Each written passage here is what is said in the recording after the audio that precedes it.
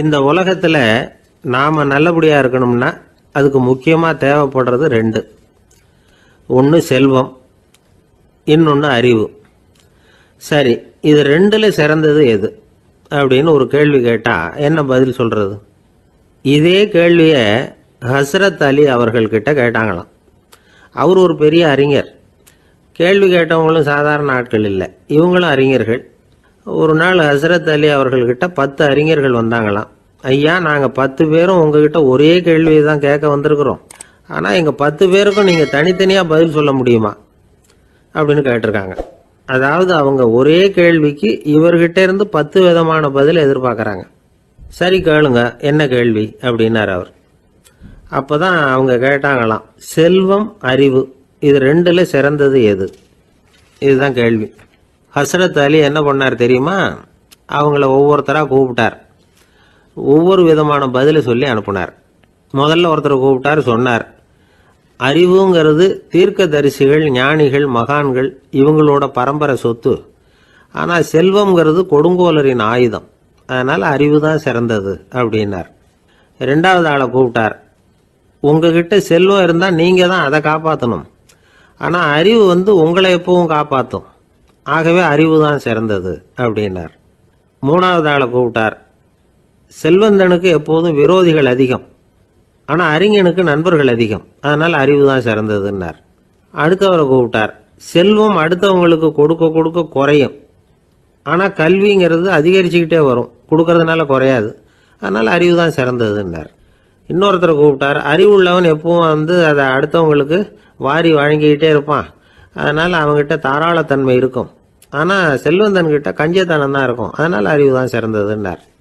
ஆறாவது நபரை கூப்பிட்டார், செல்வத்தை கள்வர்கள் திருடிட்டு போக முடியும், ஆனால் அறிவை அப்படி திருடிட்டு போக முடியாது அப்படின்னார். ஏழாவது நபரை கூப்பிட்டார், செல்வம் கால ஓட்டத்தில் அழிஞ்சிரும், ஆனால் அறிவை கால ஓட்டம் ஒன்றும் பண்ண முடியாது, ஆகவே அறிவே சிறந்ததுன்னார்.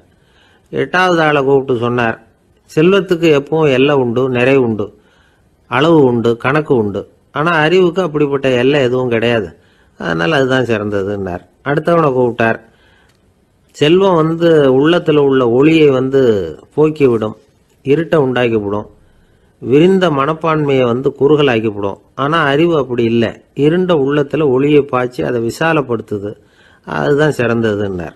கடைசியாக 10வது நபரை கூப்பிட்டார், செல்வம் மனசில் செருக்கை உண்டாக்குது, ஆணவத்தை ஏற்படுத்துது, அதனால் நானே கடவுள்னு நினைக்கிற அளவுக்கு மனுஷனை தாழ்த்தி விடுது, ஆனால் அறிவு பணிவையும் பண்பாட்டையும் வளர்க்குது, அதனால் அறிவு தான் சிறந்ததுன்னார். ஆக இப்படி 10 பேருக்கும் 10 விதமாக பதில் சொன்னது மூலமாக ஹஸ்ரத் அலி அவர்கள் அறிவு தான் செல்வத்தை விட சிறந்தது அப்படிங்கிறதுக்கு 10 காரணங்களை சுட்டி காட்டியிருக்கார். அந்த அறிஞர் 10 பேர் கேட்ட ஒரே கேள்விக்கு 10 பதில் சொன்னார். நமக்கு வேண்டிய ஒருத்தர் 10 பேர் கேட்ட கேள்விக்கு ஒரே பதில் சொல்லி சமாளித்தார். கேள்வி என்ன தெரியுமா? என்கிட்ட வாங்கின கடனை எப்பயா திருப்பி கொடுக்க போற? இதுதான் அந்த 10 பேரும் கேட்ட ஒரே கேள்வி. இந்த மாதம் 26ஆம் தேதி தந்துடுறேன் அப்படிங்கிற ஒரே பதில் சொல்லி அவ்வளவு பேரையும் இவர் அனுப்பி வச்சுட்டாராம். எல்லாரும் போனதுக்கு அப்புறம் இவரை தனியாக கூப்பிட்டு கேட்டிருக்கிறாங்க, அது என்ன சார் கணக்கு, 26ஆம் தேதி அன்னைக்கு என்ன அதிசயம் நடக்க போகுது அப்படின்னு கேட்டிருக்காங்க. அதிசயம் அன்னைக்கு இல்லை, அதுக்கு முத நாளே நடக்க போகுதுன்னாராம். விவரமாக சொல்லுங்கன்னு இருக்காங்க. வேற ஒன்றும் இல்லைங்க, 26ஆம் தேதி தானே எல்லாரையும் வர சொல்லியிருக்கிறேன், அதுக்கு முத நாளே நான் புறப்பட்டு தலைமறைவாயிட போறேன் அப்படின்னாராம், ரொம்ப பெருமையா.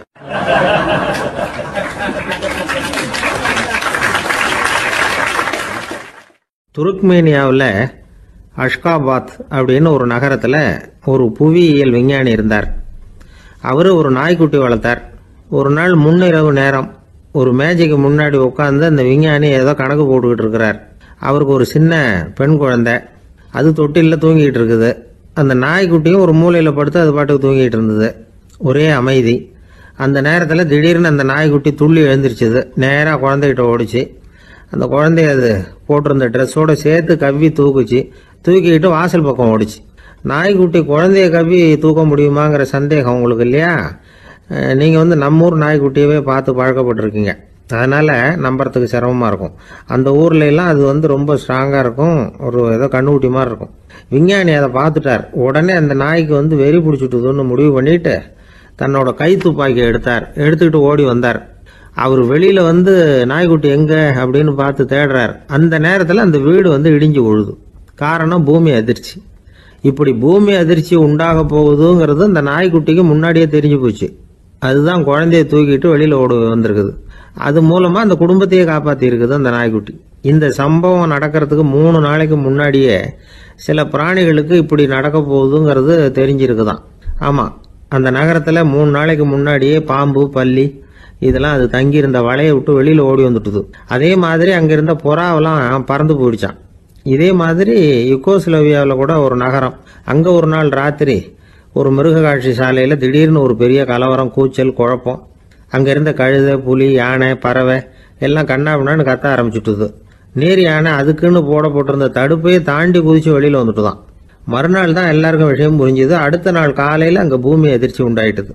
இப்ப பாருங்க, அதாவது மனுஷனை போய் தீர்க்க தரிசி அது இதுன்னு சொல்லிட்டு இருக்கிறோம். இவனை விட அது பரவாயில்லைன்னு தோணுது. அதாவது மிருகங்கள் ஒன்று நடக்க போகுதுங்கிறத முன்னாடியே புரிஞ்சுக்குதே. சரி, இதெல்லாம் எப்படி அது முன்கூட்டி புரிஞ்சுக்குது? அதுதான் படைப்பு ரகசியம். அதை கண்டுபிடிக்கிறதுக்கு தான் மனுஷன் வந்து ஆராய்ச்சி பண்ணிட்டு இருக்கிறான். விஞ்ஞானிகளோட ஆராய்ச்சியெல்லாம் ஒரு பக்கம் இருக்கட்டும், வீட்டுக்குள்ளேயே சில ஆராய்ச்சி பண்ணி பாருங்களேன். இப்ப சில யோசனை சொல்லி அதை சோதனை பண்ணி பாருங்க அப்படின்னு ஒருத்தர் சொன்னாராம். அதாவது இப்ப மழை வருமா வராதா அப்படின்னு தெரிஞ்சுக்கணுமா, உடனே ஒரு பூனைக்குட்டி பின்னாடியே மெதுவா போய் அது என்ன செய்யுதுன்னு கவனிச்சு பார்க்கணும். பூனைக்குட்டி தன்னோட பாதத்தினால சுகத்துல வந்து அப்படி கீறிக்கிட்டு இருக்கும். அப்படி கீறினா கண்டிப்பா மழை வரும். சில சமயம் பூனைக்குட்டி அப்படி மல்லாந்து படுத்துக்கிட்டு பாதத்தை உயர தூக்கும், அப்படியும் அப்படியும் புரளும். இப்படி செஞ்சதுன்னா அன்னைக்கும் மழை இருக்காது. அதனால முன்னாடி இருந்தது மழை வர்றதுக்கு அறிகுறி, இது மழை இல்லைங்கிறதுக்கு அறிகுறி. பறவைகள், பிராணிகள் இதுகளோட நடவடிக்கைகளை பார்த்துட்டு அதையெல்லாம் அடிப்படையாக வச்சு தான் காலநிலையை கண்டுபிடிக்கிற கருவிகளை கண்டுபிடிச்சிருக்கிறாங்க. வாத்து இருக்குல்ல, சில சமயம் தன்னோட அழகை தன்னோட இறகுகளில் அப்படியே புதைச்சிக்கும். அப்படி செஞ்சா குளிர்காலம் வரப்போகுதுன்னு அர்த்தம். பருவநிலை குளிரா மாறப்போகுதுங்கிறதுக்கு இதுதான் அறிகுறி. சிட்டுக்குருவி இருக்குதுல்ல, அதெல்லாம் புழுதியில் உழுந்து புரளும், சிறகுகளை வந்து படபடன்னு அடிச்சுக்கும். அப்படி செஞ்சா மழை வரப்போகுதுன்னு அர்த்தம். ஒன்று மட்டும் நாம நல்லா தெரிஞ்சுக்கணும், இயற்கையின் சீற்றம்னு சொல்றோம் இல்லையா, இயற்கை ஏன் நம்ம மேல கோவப்படுது? இயற்கையை நாம அனுசரிச்சு போறதில்ல, அதனால கோவப்படுது. காடுகளை அழிக்கப்படாது, விலங்குகளை கொல்லப்படாது, இயற்கை ஏற்படுத்தி வச்சிருக்கிற சமநிலையை கெடுக்கப்படாது. அதை புரிஞ்சுக்கிட்டு வாழ்ந்தோம்னா பூமியும் நடுங்காது, நாமளும் நடுங்க வேண்டிய அவசியம் இருக்காது. ஒருத்தர் இருந்தார், சாராய கடைக்கு போனாராம், நிறைய சாப்பிட்டார். அப்புறம் சொன்னார், இது ரொம்ப அற்புதமான சரக்கு போல இருக்கு. உள்ள போன உடனே இந்த பூமியே நடுங்கிறது மாதிரி இருக்கு எனக்கு அப்படின்னாராம்.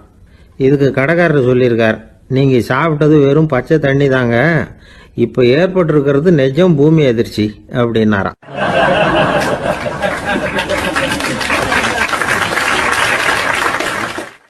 ஒரு ஊர்ல ஒரு ராஜா இருந்தார்.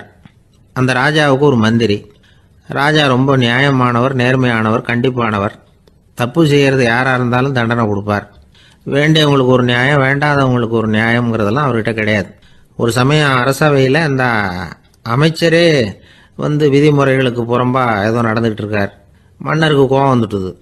உடனே அந்த அமைச்சரை கிட்டத்தில் கூப்பிட்டு அவர் கன்னத்தில் ஓங்கி ஒரு அறை கொடுத்துட்டாராம். உடனே அந்த அமைச்சர் என்ன பண்ணார் தெரியுமா, நேராக போனார், அங்கே நின்றுகிட்டு இருந்த இன்னொருத்தர் கன்னத்தில் ஓங்கி அரைஞ்சார். அறை வாங்கினவர் திகைச்சு போயிட்டார். இவர் ஏன் நம்மளை வந்து அரைகிறார் அப்படின்னு யோசனை பண்ணார். மன்னரும் திகைச்சு போயிட்டார். நாம இவரை அரைஞ்சா அதுக்காக இவரு போய் இன்னொருத்தரை அரையணுமா அப்படின்னு யோசனை பண்ணார். இவருக்கு என்ன பைத்தியமானு கூட நினைக்க ஆரம்பிச்சுட்டார். ஆனா என்ன ஆச்சுன்னா, அப்புறம் அமைச்சர் அவர் கவனிச்சுக்கிட்டு இருந்தாரா, அவர் இன்னொருத்தர் அரைஞ்சார் இல்லையா, அந்த அறை வாங்கின ஆசாமியை பார்த்து கத்திக்கிட்டு இருந்தார். யாரு? அமைச்சர். ஏன்பா என்கிட்ட அறைய வாங்கிட்டு இப்படி விவரம் இல்லாம நின்றுட்டு இருக்கிறிய, நான் உனக்கு கொடுத்ததை நீ வேற யாருக்கிட்டையாவது கொடுத்துரு அப்படின்னார். உடனே அந்த ஆள் பார்த்தான், தனக்கு அடுத்தபடியா நின்றுகிட்டு இருந்தவனை ஓங்கி ஒரு அறை அரைஞ்சான். அவன் கண்ணத்தை தடவிட்டே யோசனை பண்ணான். இது ஏதோ புரிஞ்சுக்கிட்ட மாதிரி அடுத்தாப்புல நின்றுகிட்டு இருந்தவனை அரைஞ்சான். இப்படி இந்த அறை வந்து மாறி மாறி போய்கிட்டே இருக்குது. ஊரு பூரா பிரயாணம் பண்ண ஆரம்பிச்சுட்டுது. அன்னைக்கு ராத்திரி அந்த ராஜா படுக்கிறதுக்காக போனார். அந்த நேரம் பார்த்து அவர் கண்ணத்துல பலார்னு ஒரு அறை விழுந்தது. நம்மளே அரையிறது யாரு அப்படின்னு அதிர்ச்சியோட மன்னர் திரும்பி பார்க்கறாரு. அரைஞ்சது அவரோட மனைவி. என்னாச்சு உனக்குன்னு கத்துனார் ராஜா. உங்களுக்கு தெரியாதா, ஊரு பூரா ஒருத்தர் மாத்தி ஒருத்தர் மூலமா இந்த அறை வந்து பிரயாணம் பண்ணிட்டு வருது அப்படின்னாங்க அந்த அம்மா. அப்படின்னா ஆரம்பிச்ச இடத்துக்கே வந்துட்டுதா அப்படின்னாராம் மன்னர். என்ன சொல்றீங்கன்னு கேட்டிருக்காங்க. இவர் விவரத்தை சொன்னாராம். அப்படின்னா நீங்கள் ஆரம்பித்து வச்ச இந்த விளையாட்டை நான் முடிச்சு வச்சுட்டேன் அப்படின்னாங்களாம் அந்த அம்மா.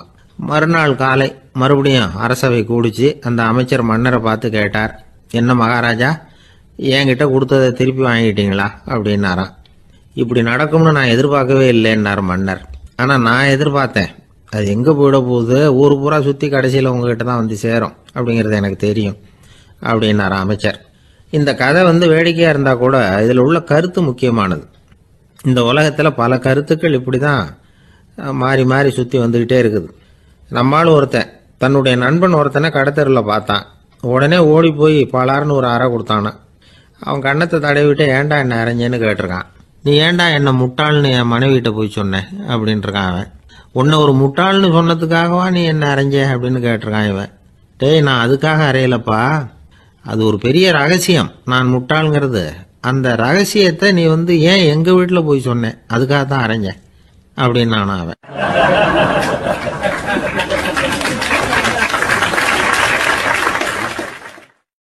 பக்தின்னு சொல்கிறோம் இல்லையா, அது 3 வகைப்படும் அப்படிங்கிறார் ஒரு பெரியவர். அது என்ன 3 வகைன்னா, தெய்வ பக்தி, அடியார்கள் பக்தி, குரு பக்தி. அடியார் பக்தியை விட தெய்வ பக்தியை விட குரு பக்தி தான் ரொம்பவும் சிறந்ததுங்கிறார் அவர். தெய்வத்துக்கிட்ட செஞ்ச பாவம் குருநாதர்கிட்ட தீர்ந்துருமா, குருநாதர்கிட்ட செஞ்ச பாவம் தெய்வத்துக்கிட்ட போனாலும் தீராதான். இப்படி பெரியவங்களாம் சொல்லி வச்சிருக்கிறாங்க. ஒரு காடு, அங்கே அயோத தௌமியர் அப்படின்னு ஒரு தபோதனர், அவர் பல மாணவர்களை ஒன்றா சேர்த்து ஒரு குருகுலம் நடத்திக்கிட்டு இருக்கிறார். பல தரப்பட்டவங்க பல திறப்பட்டவங்க மாணவர்கள் அதில் சேர்ந்து படிச்சுக்கிட்டு இருக்கிறாங்க. பாஞ்சால ராஜகுமாரன் ஒருத்தனும் அந்த குருகுலத்தில் சேர்ந்து படிச்சுக்கிட்டு இருக்கிறான். அவன் பேர் ஆருணி. பெரிய இடத்து புள்ள, இருந்தாலும் படுப்பில் ரொம்ப கெட்டிக்காரனாக இருந்தான். அவன் தான் அங்கே முதல் மாணவன். ஒரு நாள் குருநாதர் அந்த அரசகுமாரனை கூப்பிட்டார். நம்ம குருகுலத்துக்கு சொந்தமான வயலில் தண்ணீர் பெருகி வெள்ளம் பயிரை அழிக்குதான், அதனால் நீ போய் மடையை அடைச்சிட்டு வந்துரு அப்படின்னார். அந்த அரசகுமாரன் உடனே புறப்பட்டான். குருநாதர் சொல்லிட்டார்ல, உடனே புறப்பட்டான். நான் பெரிய இடத்து பிள்ளையாச்சே, ராஜகுமாரனாச்சே, ரொம்ப செல்வாக்கூட வளர்ந்தவனாச்சே, நான் போய் வயலில் இறங்கி வேலை செய்கிறதா அப்படின்னுலாம் அவன் நினைக்கல. குருநாதர் கட்டளையை நிறைவேற்ற வேண்டியது நம்ம கடமை அப்படின்னு நினச்சான். உடனே ஒரு மண்வெட்டியை தூக்கி தோளில் வச்சுக்கிட்டு புறப்பட்டு போயிட்டான். வயலுக்கு போனான். பார்த்தான், தண்ணி கரையை உடச்சிக்கிட்டு வயலுக்குள்ளே ஏகமாக பாஞ்சிக்கிட்டு இருக்குது. இவன் மண்வெட்டியால் களிமண்ணை புல்லோடு சேர்த்து புல் பத்த மாதிரி வெட்டி வெட்டி போட்டான். இருந்தாலும் மடையை அடைக்க முடியல. தண்ணி அதை மீறி வந்துக்கிட்டே இருக்குது. தண்ணி வேகமாக வயலுக்குள்ளே போய்கிட்டே இருக்குது. போடுற பத்தையெல்லாம் கரைஞ்சி கரைஞ்சி போயிட்டுருக்கு. இருந்தாலும் இவன் தன்னுடைய முயற்சியை கைவிடலை. வெட்டி வெட்டி போட்டுக்கிட்டே இருக்கிறான். காலையில் அங்கே போனவன் சாயந்தரம் வரைக்கும் இப்படி செஞ்சுக்கிட்டு இருக்கிறான். உடம்பும் மனசும் ரொம்பவும் சோர்ந்து போச்சு. இருந்தாலும் குருநாதர் இட்ட கட்டளையை நிறைவேற்றாமல் இருக்கிறோமேங்கிற ஒரு குறை அவனுக்கு இருக்குது. குரு கட்டளையை நிறைவேற்றாத நான் இன்னமும் இருக்கணுமா அப்படின்னு யோசனை பண்ண ஆரம்பிச்சிட்டான். என்ன செய்யலாம்னு பார்த்தான். நம்ம குருநாதர் இட்ட பணிக்காக இந்த உடம்பையே தியாகம் பண்ணலாம் அப்படின்னு முடிவு பண்ணான். தண்ணி பாயுதில்ல, அதுக்கு குறுக்க விழுந்து அப்படியே மடையை அடைச்சிக்கிட்டு அப்படியே படுத்துட்டான். இது மற்றவங்களுக்கு தெரியாது. அன்னைக்கு ராத்திரி ஒரு விளக்கு முன்னாடி உட்காந்து குருநாதர் பிள்ளைங்களுக்கு பாடம் சொல்லி கொடுத்துக்கிட்டு இருக்கிறார். முதல் வரிசையில் இருக்கக்கூடிய ராஜகுமாரனை காணலை. நம்ம ஆருணி எங்கே போனா அப்படின்னு சொல்லி மற்ற மாணவர்களை விசாரித்தார். இப்போ அவங்க சொன்னாங்க, சுவாமி, அவன் காலையில் வயலுக்கு மடையை அடைக்கிறதுக்காக போனான், நீங்கள் தான் போக சொன்னீங்க, இன்னும் திரும்பி வரல அப்படின்னு அவர் பையன். குருநாதர் உடனே ஒரு தீவெட்டி எடுத்துக்கிட்டு மாணவர்களை அழைச்சிக்கிட்டு வயலுக்கு போனார். அங்கே போய் பார்த்தா ஆளை காணும். ஆருணி ஆருணின்னு சொல்லி சத்தம் போட்டு கூப்பிட்டு பார்க்குறார். நான் இங்கே இருக்கேன் குருநாதா அப்படின்னு காலுக்கு அடியிலேருந்து ஒரு சத்தம் வருது. குனிஞ்சு பார்த்தா அவன் மடையில் படுத்துருக்கிறான். என்னப்பா இதுன்னார். காலையிலேருந்து இந்த மடையை அடைச்சி பார்த்தேன் சுவாமி, முடியல, அதனால் இப்படி குறுக்க படுத்துட்டேன். என்னை தாண்டறதுக்கு பயந்து போய் தண்ணியே தேங்கி நின்றுட்டுது அப்படின்னா. அவனுடைய குரு பக்தியையும் அவனை தாண்டறதுக்கு அஞ்சு நிற்கிற தண்ணி தேக்கத்தையும் பார்த்துட்டு எல்லாரும் ரொம்ப ஆச்சரியப்பட்டு போயிட்டாங்களாம். ஆருணி எழுந்திரிச்சு வா அப்படின்னு கூப்பிட்டாரான் குருநாதர். அவன் தண்ணீரை பொழந்துக்கிட்டு எழுந்திரிச்சு வந்தானான். அதனால அவனுக்கு உத்தாலகன் அப்படின்னு ஒரு பேர். உத்தாலகன்னா தண்ணீரை பிளந்தவன் அர்த்தம். அந்த உத்தாலகன் மாதிரி இந்த காலத்து மாணவர்களுக்கும் குரு பக்தி வேணும் அப்படின்னு சொன்னோம் ஒரு பள்ளிக்கூடத்தில். உடனே நிறைய மாணவர்கள் எழுந்திருச்சு நின்னாங்க. சார், நீங்கள் எங்களை இன்னமும் சரியாக புரிஞ்சுக்கலன்னு நினைக்கிறோம். அன்னைக்காவது ஒருத்தன் அப்படி இருந்தான், இன்னைக்கு ஏகப்பட்ட உத்தாலகர்கள் இருக்கிறோம். எங்கள் வாத்தியார் கட்டளை இட்டா இப்பவே அது மாதிரி வயலுக்கு போய் மடையில் குறுக்கப்படுத்துக்கிறதுக்கு இந்த வகுப்பில் உள்ள அத்தனை பேரும் தயாராக இருக்கிறோம் அப்படின்னாங்க. அப்படியா அப்படின்னு சொல்லி கேட்டோம் ரொம்ப சந்தோஷமா. ஒருத்தன் ரொம்ப அடக்கமாக எழுந்திருச்சான். அப்புறம் சொன்னான், ஆமாம் சார், வகுப்பில் இவர் நடத்துகிற பாடத்தை கேட்டுக்கிட்டு இருக்கிறத விட பேசாமல் போய் மடையில் படுத்துடுறது ஒன்றும் கஷ்டமான காரியமாக இருக்காது. அதனால தான் எல்லாரும் அங்கே போகிறேன்னு சொல்கிறோம் அப்படிங்கிறான்.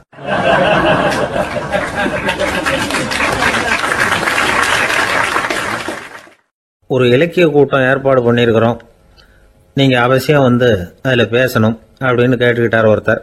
வேணாங்க, 4 பேருக்கு முன்னாடி நிற்கிறதுனா எனக்கு ரொம்ப கூச்சமாக இருக்கும் அப்படின்னாரு இவர். ஏன் சார், இன்னமும் குழந்தை மாதிரி கூச்சப்படுறீங்களே அப்படின்னார் அவர் ஒரு மாதிரியாக சமாளித்து அனுப்பி வச்சுட்டு அதுக்கப்புறம் அதை பற்றி இவர் யோசிச்சு பார்த்துருக்கார். சில நிபுணர்கள் எழுதியிருக்கிறத படித்தும் பார்த்துருக்கிறார். மனோதத்துவ நிபுணர்கள் என்ன சொல்கிறாங்க தெரியுமா? 10லேருந்து 20% குழந்தைகள் பிறக்கிறப்பவே கூச்ச சுபாவம் கொண்டதாக தான் இருக்குதான். ஒரு தாத்தா தன்னோட பேர பிள்ளைய ஆசையாக கூப்பிடுறார் விளையாட்டு காட்ட, அதை அழுதுகிட்டு ஓடி போகுது. ஒரு அம்மா தன்னோட பிள்ளைய பள்ளிக்கூடத்தில் சேர்க்கறதுக்காக கூப்பிட்டுக்கிட்டு போகிறாங்க. அந்த புள்ள அம்மாவோட முந்தானையில் ஒளிஞ்சிக்கிட்டு வெளில வரமாட்டேங்குது. இவங்களெல்லாம் எப்படி சமாளிக்கிறது? குழந்தைகளோட கூச்ச சுபாவத்தை போக்குறது எப்படி? இதுக்கு நிபுணர்கள் சில யோசனைகளை சொல்லியிருக்கிறாங்க. மற்றவங்களுக்கு முன்னாடி என் பையனுக்கு கூச்சம் ரொம்ப அதிகம் சார், மற்றவங்க பார்த்தா ரொம்ப வெக்கப்படுறான், இப்படி சொல்கிற அப்பாக்கள் உண்டு. என் பையன் புது மனுஷால பார்த்தா அட்டையாக ஒட்டிக்குவான் சார் அப்படின்னு சொல்கிற அப்பாக்களும் உண்டு. இப்படிலாம் குழந்தைகளுக்கு முத்திரை குத்துறது ரொம்ப தப்பான். புதுசாக யாராவது வீட்டுக்கு வந்தால் குழந்தை தானாக தன்னோட கூச்சத்தையும் பயத்தையும் போக்கிக்கிட்டு சகஜமாக மாறி வர்றதுக்கு வாய்ப்பு கொடுக்கணுமா. ஒரு கூட்டத்துக்கோ அல்லது சொந்தக்காரங்க கல்யாணத்துக்கோ குழந்தைய அழைச்சிட்டு போகிறீங்க, அங்கே போய் கட்டாயப்படுத்தி குழந்தைய மற்றவங்க கிட்ட பேச சொல்லக்கூடாது. சில சமயம் குழந்தை தானாக தன்னுடைய கூச்ச சுபாவத்தை விட்டு பேசுறதுக்கு முன் வந்தால் அதை பாராட்டணும். குழந்தை கலகலப்பு இல்லாமல் மௌனமாக இருந்ததுன்னா அதையும் கண்டுக்கக்கூடாது. குழந்தை பேச ஆரம்பித்தா அதை ஆர்வத்தோடு கவனிக்க தெரியணும். கலந்து உரையாடுற பழக்கத்தை வீட்லேயே ஆரம்பிக்கலாம். கேட்டதுக்கு பதில் சொல் அப்படின்னு நீங்கள் அதிகாரம் பண்ணிகிட்டு இருக்கக்கூடாது. அது குழந்தைக்கு பேசுகிற சந்தர்ப்பத்தை குறைச்சிருமா. இப்போ நாம் அதிகாரம் பண்ணால் கேலி செய்கிற பழக்கம் குழந்தைகளை ரொம்ப பாதிச்சிருமா. பெரியவங்களானதுக்கு அப்புறமும் சில பேர் கூச்சத்தோடவும் பயத்தோடவும் இருக்கிறதுக்கு இதுதான் காரணம். சின்ன வயசில் அவங்கெல்லாம் ஏதாவது கேலிக்கு ஆளாகி இருப்பாங்க.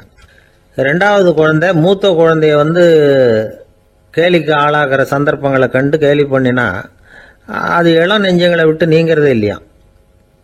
எப்பவும் குழந்தையோட நடை உடை பாவனைகளை பற்றி சொல்லிக்கிட்டே இருக்கக்கூடாதான். அதுவே கூச்ச சுபாவத்தை கொண்டுட்டு வந்துருமா.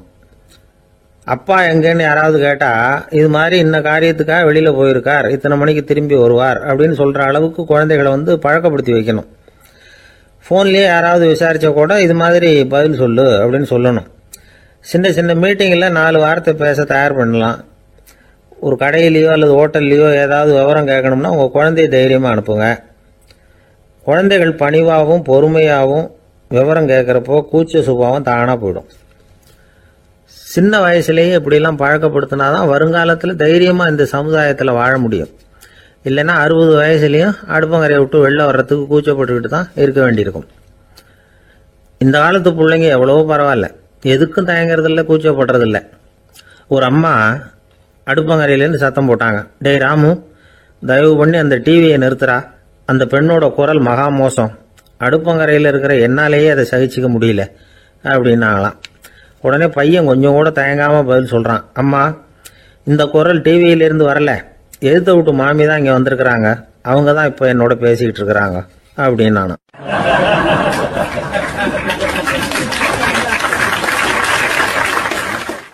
ஐயா, உங்கள் பேரை தொடர்ந்து தினம் கேட்டுக்கிட்டு இருக்கிறேன் அப்படின்னார் ஒருத்தர். தொடர்ந்து கேட்குறீங்களே, உங்களுக்கு காது வலிக்கலையா அப்படின்னு கேட்டோம். பேசுகிற உங்களுக்கே வாய் வலிக்கல அப்படிங்கிறப்போ கேட்குற எங்களுக்கு எப்படி காது வலிக்கும் அப்படின்னார். நம்ம உடம்புல ஒரு அதிசயம் என்ன தெரியுமா? ரொம்ப நேரம் நாம நடக்கிறோம்னு வச்சுக்கோங்க, கால் வலிக்கும். ரொம்ப நேரம் வேலை செஞ்சா கை வலிக்கும், உடம்பு வலிக்கும். ரொம்ப நேரம் பார்த்துக்கிட்டே இருந்தா கண்ணு வலிக்கும். ரொம்ப நேரம் பேசிக்கிட்டே இருந்தா வாய் கூட வலிக்கும். ஆனா ரொம்ப நேரம் கேட்டுக்கிட்டே இருக்கிறதுனால காது வலிக்கிறது இல்லை. அதனால கேட்கறதுக்கு முக்கியத்துவம் கொடுத்தாங்க நம்ம பெரியவங்க. திருவள்ளுவர் தேவையில்லாம வார்த்தைகளை உபயோகப்படுத்த மாட்டார். ஒரு திருக்குறள்னு எடுத்துக்கிட்டாவே அதுல மொத்தம் 7 வார்த்தைகள், அவ்வளவுதான். அப்படி 7 வார்த்தைகள் மட்டுமே உள்ள ஒரு திருக்குறள்ல வள்ளுவர் ஒரே வார்த்தையை 5 தடவை உபயோகப்படுத்தியிருக்கிறார், திரும்ப திரும்ப பயன்படுத்தி இருக்கிறார். அப்படின்னா அதை எந்த அளவுக்கு வலியுறுத்தி சொல்றார் அப்படிங்கிறத நாம புரிஞ்சுக்கணும். அது என்ன குறள்? செல்வத்துள் செல்வம் செவிச்செல்வம், அச்செல்வம் செல்வத்துள் எல்லாம் தலை. செவிச்செல்வம்ங்கிறது அவ்வளவு முக்கியமானது. கற்றலின் கேட்டல் நன்று. அதிகம் கேட்கணுங்கிறதுக்காகத்தான் எவ்வளவு கேட்டாலும் காது வலிக்கிறது இல்லை. குறைச்சலா பேசணும், அதிகமா கேட்கணும். இன்னொரு விஷயம் கவனிங்க.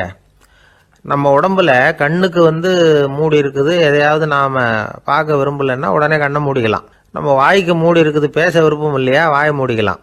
மூக்குக்கு கூட மூடிக்கிற வசதி இருக்குது, எதையாவது முகர விருப்பம் இல்லையா, மூச்சை அடக்கிக்கலாம். ஆனா பாருங்க, காதுக்கு மூடி கிடையாது, அதை கையால தான் மூட முடியும். யார் என்ன சொன்னாலும் அது நல்லதோ கெட்டதோ காதுல விழுந்துகிட்டு தான் இருக்கும். அறிவு தான் நல்ல விஷயங்களை எடுத்துக்கிட்டு கெட்ட விஷயங்களை விட்டுடணும். நல்ல கருத்துக்கள் நம்ம காதுல நிறைய விழுந்துகிட்டே இருக்கணும். அதை கேட்டு நாம நல்லபடியா வாழணுங்கிறது தான் படைப்பின் விருப்பம். ஆன்மீகவாதிகள் கூட ஒன்று சொல்லுவாங்க. அதாவது ஆன்மீக பாதையில நீங்க முன்னேறணும்னா முதல்ல சிரவணம் செய்யணும்பாங்க. அதாவது பெரியவங்க சொல்ற நல்ல கருத்துக்களை கேட்கணும் அப்படின்னு அதுக்கு அர்த்தம். அதனால யாரு நல்ல கருத்துக்களை சொன்னாலும் அதை காது கொடுத்து கேளுங்க. இவ்வளவு கருத்துக்களையும் நம்ம நேயர் ஒருத்தர்கிட்ட சொல்லிட்டு இருந்தோம். அவரும் சரி சரின்னு தலையாடிக்கிட்டே இருந்தார். அப்புறம் சொன்னார், நீங்க சொல்றது சரிதான் சார், காதுக்கு மூடி இல்லைங்கிறது ரொம்ப சரி. அதனால தான் உங்க தகவல் கூட நாங்கள் விரும்புகிறோமோ இல்லையோ தினம் காதில் விழுந்துக்கிட்டு இருக்குது அப்படின்னார். எங்களுக்கு ரொம்ப பெருமையாக இருந்தது. அப்படியா அப்படின்னோம். ஆனாலும் என்ன மாதிரி சில பேர் நீங்கள் தகவல் சொல்கிற சமயத்தில் காதில் மூடி இல்லையேன்னு சொல்லி கவலைப்படுறதில்ல சார் அப்படின்னார். ஏன்னு கேட்டோம். காதை மூடுறதுக்கு தானே வசதி இல்லை, ரேடியோவை மூடுறதுக்கு வசதி இருக்குதுல்ல, அதனால் டக்குன்னு அதை மூடி வச்சிருவோம் அப்படின்னார்.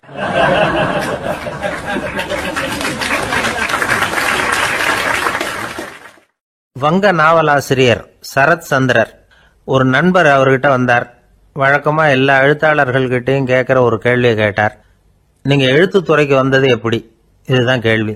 அதை தெரிஞ்சு என்ன பிரயோஜனம்னார் சரத் சந்திரர். சும்மா சொல்லுங்களேன், தெரிஞ்சுக்கிறேன் அப்படின்னார் வந்தவர். சரி சொல்றேன்னு ஆரம்பிச்சார். நான் ரங்கூன்ல வேலை பார்த்துக்கிட்டு இருந்தேன். சம்பளம் பத்தல, வேலையும் பார்த்துக்கிட்டு ஒரு பலசரக்கு கடை வைக்கலாம்னு நினைச்சேன். என்னால் மளிகை கடை வச்சு சரியாக நடத்த முடியுமாங்கிற சந்தேகம் என் மனைவிக்கு. அதை சோதனை பண்ணி பார்க்கணுங்கிறதுக்காக சில பொருள்களின் அளவு, அதோட விலை, இப்படி சிலதை சொல்லி எல்லாத்தையும் மனக்கணக்காக கூட்டி போட சொன்னாங்க. என்னால் சரியாக கூட்டி சொல்ல முடியல. உங்களால் மளிகை கடை நடத்த முடியாதுன்னு சொல்லிவிட்டாங்க. உடனே என்ன பண்ணுறது, வேற வழி இல்லை, கதை எழுத ஆரம்பிச்சிட்டேன் அப்படின்னார். கேட்டவருக்கு சிரிப்பு வந்துட்டு தான். சரத் சந்திரர் ஒரு பக்கம் சீரியஸான நாவல்கள், சிறுகதைகள் எழுதியிருந்தாலும் அவருடைய இன்னொரு பக்கம் வேற விதம். நண்பர்கள் கிட்ட பேசும்பொழுதும் சரி, அவர்களுக்கு கடிதங்கள் எழுதும் போதும் சரி, கேலியும் கிண்டலும் நகைச்சுவை உணர்வும் அதிகமா இருக்கும். காந்திஜி ஒரு சமயம் கல்கத்தாவுக்கு வந்திருந்தார். தேசபக்தர்கள் பல பேர் அவர்கிட்ட பேசிக்கிட்டு இருந்தாங்க. அப்போ சரத் சந்திரரும் அங்க இருந்தார். கிரண் சங்கர் ராய் அப்படிங்கிறவரும் அங்க இருந்தார். அவர் சொன்னாராம், காந்திஜியோட பழகிய முதல் வங்காளி நான் தான். போயர் யுத்த காலத்துல இவர் லண்டனுக்கு வந்திருந்தப்போ என்கிட்ட தான் வங்காள மொழி கத்துக்கிட்டார் அப்படின்னாராம். உடனே சரத் சந்திரர் காந்திஜியை பார்த்து, இவர் உங்களுக்கு வங்காள மொழி கத்து கொடுத்தது உண்மைதானா அப்படின்னாராம். ஆமான்னாராம் காந்தி. அதனாலதான் உங்களால வங்காள மொழி கத்துக்க முடியல அப்படின்னாராம். எல்லாரும் சிரிச்சாங்களாம். சரத் சந்திரர் சாம்தாபேர் அப்படிங்கிற கிராமத்தில் தங்கியிருந்தார். ஒரு இலக்கிய நிகழ்ச்சியில கலந்துக்கிறதுக்காக. அதுக்காக ஒரு கல்கத்தாவுக்கு போக வேண்டிய சூழ்நிலை. அதுக்காக புறப்பட்டார். அந்த சமயத்தில் பின்னாடி இருந்து யாரோ அவரை கூப்பிட்டாங்க. இப்படி கூப்பிட்டவரை பார்த்து இன்னொருத்தர் யாரோ அதட்டி இருக்கிறாங்க. போகிறவரை ஏன் இப்படி கூப்பிடுறீங்க, அப்படின்னு. ஏன் கூப்பிட்டா என்னன்னு கேட்டிருக்கார் சரத்சந்திரர். புறப்படுறவங்கள பின்னாடி இருந்து கூப்பிடுறது அபசகுனம், போகிற இடத்துல ஏதாவது ஆபத்து வரலாம் அப்படின்னு அதுக்கு விளக்கம் கொடுத்துருக்கிறார் அவர். உடனே சரத்சந்திரர் சொன்னாராம், இதோ இவங்க என்ன இலக்கிய கூட்டத்துக்கு அழைச்சிட்டு போகிறாங்களே, இதை விட வேற என்ன ஆபத்து வந்துட போகுது அப்படின்னாராம். இப்படி சரத்சந்திரருக்கு இயல்பாகவே நகைச்சுவை உணர்வு உண்டு. அவருடைய நண்பர் ஒருத்தர் வீட்டுக்கு கூப்பிட்டுருந்தார். அங்கே ஒரு கச்சேரிக்கு ஏற்பாடு பண்ணியிருந்தாங்க. சரத்சந்திரருக்கு இயல்பாகவே கச்சேரியில் நீண்ட ஆலோசனையெல்லாம் கேட்கறதுக்கு பொறுமை இருக்காது. அதனால் மெதுவாக பாட போகிறவர் எப்படி அப்படின்னு கேட்டிருக்கார். அவருக்கு ரொம்ப நல்லா பாட தெரியும் அப்படின்னு சொல்லியிருக்கிறாங்க. அதுக்கு சரத்சந்திரர், பாட தெரியுங்கிறது சரி, பாட்டை நிறுத்த தெரியுமா அதை சொல்லுங்க முதல்ல அப்படின்னாராம்.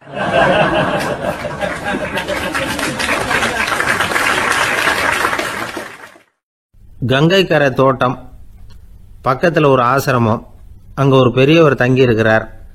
அவர் தான் ராமகிருஷ்ண பரமஹம்சர். அந்த ஆசிரமம் இருந்த இடம் கரக்பூர். வங்காளத்தில் பொதுவாக எல்லாரும் மீன் சாப்பிட்றது உண்டு. கங்கையில் குளிச்சுட்டு கையில் ஒரு மீனோட வர்றது வழக்கம். இவர் இருக்கிற இடத்துக்கு கங்கையில் படகு வழியாக வரணும். அப்படி தான் எல்லாரும் வருவாங்க. வர்றவங்கள ஒன்று கூட்டி ஆன்மீக விஷயங்களை பற்றி பேசிக்கிட்டு இருப்பார். ஒவ்வொரு நாள் ஒவ்வொருத்தர் நகரத்துக்கு போகணும். வரும்பொழுது மீன் கொண்டுகிட்டு வரணும். அதுக்கு ஒரு அட்டவணையே உண்டு ஆசிரமத்தில். அது பிரகாரம் ஒரு நாள் சுவாமி யோகானந்தர் படகுல போனார். படகை செலுத்தினவங்க ராமகிருஷ்ணரையும் சுவாமி யோகானந்தரையும் மற்றவங்களையும் பித்தர்கள் அப்படின்னு சொல்லி ஏளனமாக பேசினாங்க. அவங்க என்ன பைத்தியம் பிடிச்சவங்க அப்படிங்கிறது மாதிரி. சுவாமி யோகானந்தருக்கு ரொம்ப மென்மையான இதயம். இவங்க இப்படி கண்ணாபின்னான்னு பேசுகிறத பார்த்தா மீனை வாங்கிட்டு திரும்புகிறப்போ என்ன நடக்குமோ அப்படிங்கிற பயம் வேற வந்துட்டுது அவருக்கு. அவ்வளவு மென்மையானவர். இதை தெரிஞ்சுக்கிட்ட ராமகிருஷ்ணர், யோகானந்தா இங்கே வா அப்படின்னு கூப்பிட்டார். இவர் கண்ணீரை தொடச்சிக்கிட்டே கிட்ட போனார். சொன்னார், ஐயா, படகு ஓட்டுறவங்க உங்களை பற்றி மோசமாக பேசுகிறாங்க. என்ன திட்டினா பரவாயில்ல, ஆனால் உங்களை அவங்க திட்டுறாங்க. அதை என்னால் தாங்கிக்க முடியல அப்படின்னார். இதை கேட்டது ராமகிருஷ்ணருக்கு கோபம் வந்துட்டு தான். என்னது, உன்னுடைய குருவை பற்றி அவங்க மோசமாக பேசும்பொழுது நீ சும்மா இருந்தியா? வெளியில் போ அப்படின்னு விட்டார். குரு நிந்தனை செய்கிறப்போ அதை கேட்டுக்கிட்டு சும்மா இருக்கலாமா? குரு நிந்தனையை கேட்டால் பாவம் இல்லையா? என்னை தூற்றும் போது அவங்க பாவம் செய்கிறாங்க. அதை கேட்டுக்கிட்டு நீ சும்மா இருந்தால் நீயும் பாவம் செய்கிற அப்படின்னாராம். அடுத்த நாள் சுவாமி நிரஞ்சனானந்தர் போக வேண்டிய நாள். இவர் படகுல போகும்பொழுதும் அதே மாதிரி நடந்துதான். அவங்க மோசமாக பேச ஆரம்பித்தாங்க, திட்ட ஆரம்பித்தாங்க. அப்படி கேலி பண்ண ஒருத்தனை இவர் என்ன பண்ணார், பலார்னு கன்னத்தில் அரைஞ்சிட்டார். இன்னொருத்தனை கங்கையில் தூக்கி எறியறதுக்கும் தயாராகிட்டார். அதுக்கப்புறம் அவங்க யாரும் வாயை திறக்கல. மீன் வாங்கிட்டு வர்றப்பவும் படகுல ஒரே அமைதி. அவ்வளவு பயம் அவங்களுக்கு. ராமகிருஷ்ணர் கூப்பிட்டு விசாரித்தார் என்ன நடந்ததுன்னு. இவர் சொன்னார், அவர் யோகானந்தா போகும்பொழுது என்ன நடந்ததோ அப்படியே தான் இப்பவும் நடந்தது. குரு நிந்தனை செய்கிறத கேட்டுக்கிட்டு நான் சும்மா இருப்பேனா? ஒருத்தனை அப்படியே அரைஞ்சுட்டேன், இன்னொருத்தனை ஆற்றுல தூக்கி போட்டுருவேன்னு பயமுறுத்தினேன், அவ்வளவுதான் அப்படின்னாராம். இப்பவும் ராமகிருஷ்ணருக்கு கோபம் வந்துட்டு தான். என்ன இது, அணியறது காஷாயம், இருக்கிறது ஆசிரமம், உனக்கு இவ்வளவு கோபம் வந்ததுன்னா அப்புறம் என்னத்துக்கு ஆசிரமத்தில் இருக்கணும்? பிரம்மச்சாரி எப்பவும் அமைதியாக இருக்கணும் அப்படின்னு அறிவுரை சொன்னாராம் ராமகிருஷ்ணர். அப்போ இவர் கேட்டாராம், ஏங்க அவருக்கு ஒரு விதமான அறிவுரை சொன்னீங்க, எனக்கு வேற விதமாக அறிவுரை சொல்றீங்க, இதில் எது உண்மை அப்படின்னு கேட்டிருக்கார். இதுக்கு ராமகிருஷ்ணர் சொன்ன பதில் என்னன்னா, அட அசடே, சக்கரத்தில் காற்று அதிகமாக இருந்தால் குறைக்கணும், குறைச்சலாக இருந்தால் கூட்டணும். அவன் சாது, அவனுக்கு அதிக உணர்ச்சி தேவை, உனக்கு படபடப்பு அதிகம், உனக்கு பொறுமை தேவை அப்படின்னாராம். இதில் உள்ள கருத்து என்னன்னா, கல்விங்கிறது எப்படின்னா அதை சூழ்நிலைக்கு தகுந்த மாதிரி கற்பிக்கணும். எல்லாருக்கும் ஒரே மாதிரி கற்பிக்கக்கூடாது. கேட்குற ஒரு தகுதி, புரிஞ்சுக்கிற திறமை, இதை பொறுத்து கல்வி அமையணும். ஆரம்ப காலத்தில் ஒரு குரு, அப்போ ஒரு சீடன் இருந்தான். அது வேடிக்கையான குரு, வேடிக்கையான சீடன். ஒரு ஆசிரமம். ஒரு நாள் ஒருத்தன் அவசரமாக அந்த குருவை தேடி வந்திருக்கிறான். என்ன விஷயம்னு விசாரிச்சார் குரு. உங்கள் சீடர் என்னை அடிச்சுட்டார் அப்படின்னு புகார் பண்ணானா அந்த ஆள். குரு சீடனை கூப்பிட்டார். அடிச்சியா இந்த ஆளை அப்படின்னு கேட்டாராம். ஆமான் இருக்கான் சீடன். ஏன் அடிச்சே? அப்படின்னு கேட்டாராம். இந்த ஆள் உங்களை பற்றி மட்டமாக பேசிவிட்டான், என்னால் அதை தாங்கிக்க முடியல, அதனால தான் அடிச்சுட்டேன்றான். அப்படி என்ன பேசினா அப்படின்னு கேட்டாராம். உன்னுடைய குருநாதர் இப்போல்லாம் அர்த்தமில்லாமல் பேச ஆரம்பிச்சுட்டார் அப்படின்னு சொல்லிவிட்டான், அதனால தான் அடிச்சுட்டேன் அப்படின்னு நானா. அதுக்காக அடிச்சே அப்படின்னாராம்.